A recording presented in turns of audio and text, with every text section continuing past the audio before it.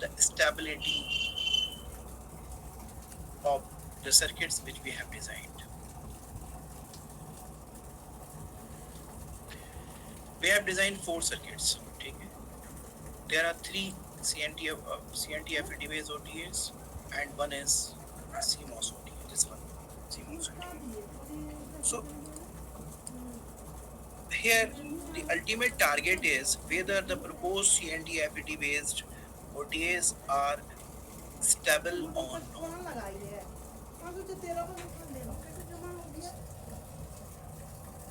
So for that, we do find out 2 important parameters. The first parameter, it is called gain margin, and another one is phase margin. These 2 parameters decide the stability. आपने control system पढ़ा होगा, control system में stability analysis आपने किया. So that concept is basically used over here, right? तो इसमें क्या करेंगे? We have basically simulated the gain plot and phase plot of all the 4 models. The first one is pure CNT. ताजा हवा खाने आई. And this is NCNT FET PMOS OTA, and this is PCNT NMOS OTA, and finally this one is CMOS OTA or the bulk one. ठीक है. ये दोनों graph bulk के लिए, ये PCNT के लिए, NCNT के लिए, ये प्योर के लिए. राइट? हमने क्या किया है इसमें? We have simply plotted the graph, or these are the screenshots of the simulated graphs, right? पहले क्या था? पहले हमने वैल्यूज ली थी और उसको सिमुलेट किया था, ओके, प्लॉट किया था, सॉरी, यूजिंग ओरिजिन सॉफ्टवेयर. ठीक है, मैंने आपको एक वर्ड बोला था बीच में, दोस्तों कुछ लोगों को अभी याद होगा कि ये एग्जैक्ट वैल्यूज है, एग्जैक्ट ग्राफ है. ठीक है, इसमें हमने कोई वैल्यू नहीं ली है, सिंपली हमने जो सिमुलेशन किया है, एसी एनालिसिस किया है यहाँ पर. ठीक है, 3 फंडामेंटल एनालिसिस होते हैं, AC transient analysis, AC analysis and DC analysis. Operating point analysis होता है. तो यहाँ पर हमने एसी एनालिसिस किया है कि ये फ्रीक्वेंसी डोमेन, फ्रीक्वेंसी और गेन. ठीक है, ओके. तो हमने जब इसको प्लॉट किया तो ये पता ही लगा इसका जो गेन मार्जिन है, you see here, this is maximum. ठीक है, 722 गेन मार्जिन, ये इसका गेन आ रहा है, मैक्सिमम गेन है. ठीक है, और यहाँ पे 3 dB फ्रीक्वेंसी है, इस पॉइंट पर 3 dB फ्रीक्वेंसी है. क्लियर कट, इसको देखिए ध्यान से, ये है गेन. ठीक है, this is your gain 40.3 dB, और ये 3 dB फ्रीक्वेंसी. ठीक है, और यहाँ पर क्या है? Unity gain frequency. 0 dB का मतलब 1. ठीक है, dB में जब हम निकाल रहे हैं तो 0 dB का 0 dB से लेकर, ठीक है,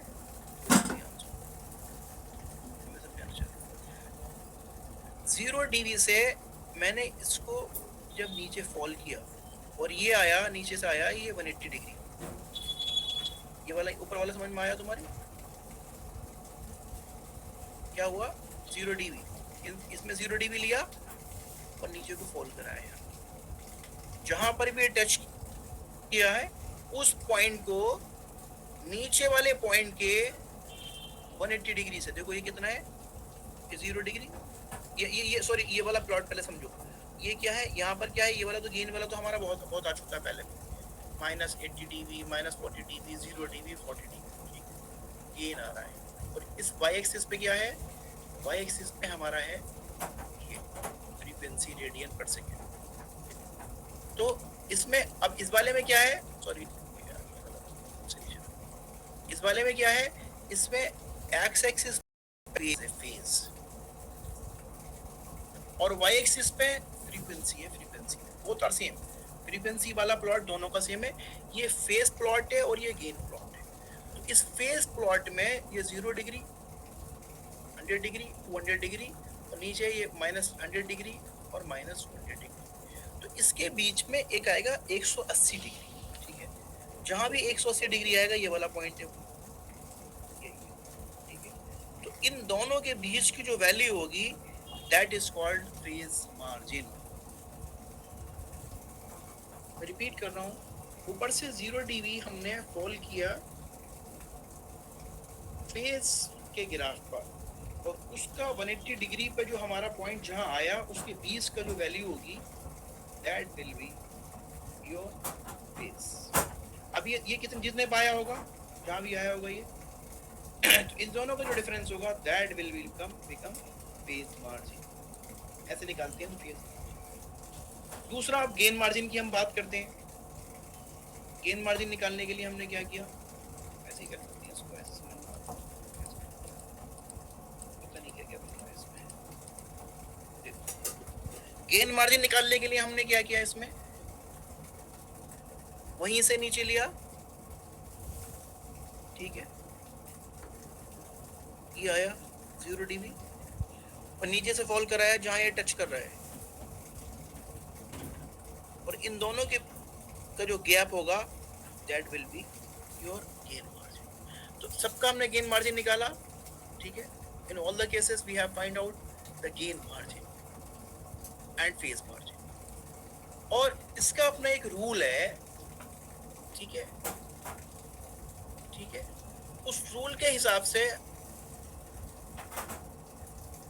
हम ये साबित करेंगे कि हाँ ये हमारा स्टेबल है या नहीं है, ठीक है।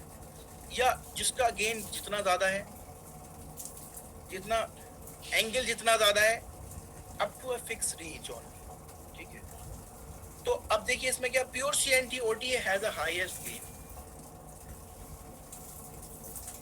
and is highly stable. The phase and gain margins are, the hybrid OTAs are also highly stable. The phase and gain margins are itne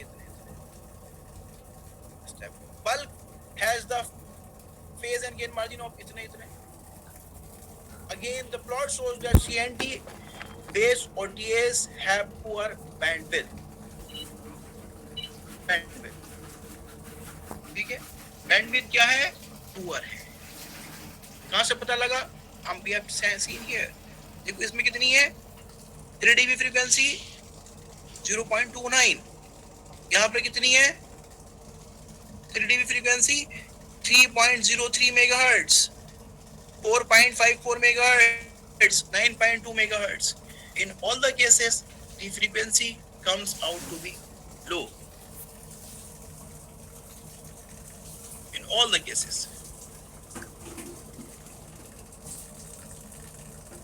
right? So this is the way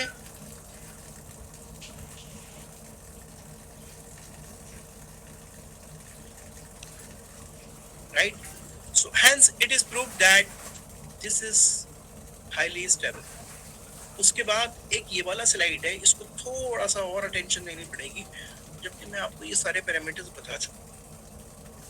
लेकिन अगर आपने अपने रिसर्च पेपर में सिर्फ यही results निकाल दिए तो आपका एमटेक डिसर्टेशन बहुत अच्छा माना जाएगा। एमटेक डिसर्टेशन बहुत अच्छा। Very soon all of you are going to decide your field of research. छुट्टियों से पहले आपको काम दे दिया जाएगा कि 2 महीने की जो तुम्हारी छुट्टी है, 1.5 महीने की जितने दिन की तुम्हारी छुट्टी होगी, इसमें आपको अपना टाइटल फाइनल करना है। आपको टाइटल क्या करना है, क्या काम करना है, बस इसके एग्जाम के बाद फौरन आपका रिसर्च का काम शुरू हो जाएगा और वही डिसाइड करेगा कि आपने एमटेक की क्या, एमटेक में जामिया से क्या सीख लिया, ठीक है। That will be more important then the bookish knowledge. Bookish knowledge तो आप घर बैठकर ले सकते हैं। जामिया से आपने क्या फायदा उठाया है वो डिपेंड करेगा कि आपने रिसर्च एमटेक में डिसर्टेशन कैसे, that will be the deciding. इसलिए अब इस स्लाइड को जरा ध्यान से देखो, मेहरबानी होगी। मैंने आपको ये सारे 11 पैरामीटर्स बहुत अच्छे से बता दिए थे, अगर आपको याद हो तो, नहीं तो ये सब लिखे हुए आपके सामने। देखो इसमें ये क्या है, ये पैरामीटर्स हैं, इनको बोलते हैं हम परफॉर्मेंस मेजरिंग पैरामीटर्स। ये वाले पैरामीटर्स हो गया। और ऊपर जो टेबल में लिखे हुए हैं ये है डिजाइन पैरामीटर्स, ये सब design parameters.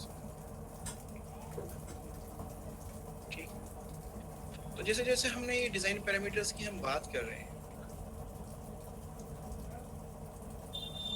CL 1 picofarad, load capacitance आपको याद होगा, there was a load capacitance, supply voltage 0.9 volt, कितने टेक्नोलॉजी नोड है, 45 नैनोमीटर टेक्नोलॉजी नोड। W हमने N कितना लिया है 20, S लिया है 20 नैनोमीटर, D लिया है 1.5 नैनोमीटर। ठीक है, ये तीन important parameters, again I am telling you important parameters. ठीक है, तो इन design apart from others design parameters we will see in detail while we are going to discuss about the programming part of this, okay, CNTFE। तो अब इसमें पहला important parameter क्या है, DC gain. हम अच्छे से देख चुके हैं the comparative analysis of all these three, ऊपर के चार 1 2 3 4 we have seen this very well, और ये वैल्यूज भी वहीं से ली हैं जब N 20 था, S 20 था और डायमीटर 1.5 थी। उस टाइम जो वैल्यू आई है वही ये वैल्यूज है सारी। P और CNT होती है, N CNT FET P MOS होती है, P CNT FET N MOS होती है। ये सारी वैल्यू जो है ना ये वहीं से ली है। इसमें एक चीज और ऐड कर दी है, C MOS होती है। अब सवाल ये उठता है कि CMOS OTA को हमने इससे कैसे, किस बेसिस पे कंपेयर कराया, जबकि CMOS OTA में ना तो N है, ना S है, ना D है। Do you agree? कोई बताएगा कि कैसे कंपेयर कराया हमने इसको? Anyone of you has an idea? No? No problem. Anyway, see. मैं आपको बार बार एक वर्ड बोला अभी, W is equal to N-1 within bracket S plus D। वापस यहाँ से कंसेप्ट समझ पाएगा। W इज टू, ये देखिए, W is equal to N-1, W is equal to N-1 S plus D। इससे W निकलता है, और ये वाला W क्या है, ये W ये है, ये है W।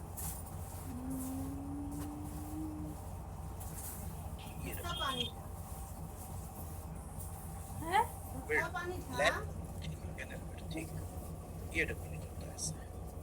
अब आते हैं हम वापस अपने टॉपिक पे। तो N और W की जब हम बात करते हैं या S, N, D तीनों को मिलाते हैं, तो ऑफ कोर्स इन तीनों को रखने के बाद में हमारा, जल्दी से बताओ मुझे कैलकुलेट करके N कितना आएगा, जल्दी बताओ, do it fast, do it fast. W कितना आ रहा है, व्हाट इज W?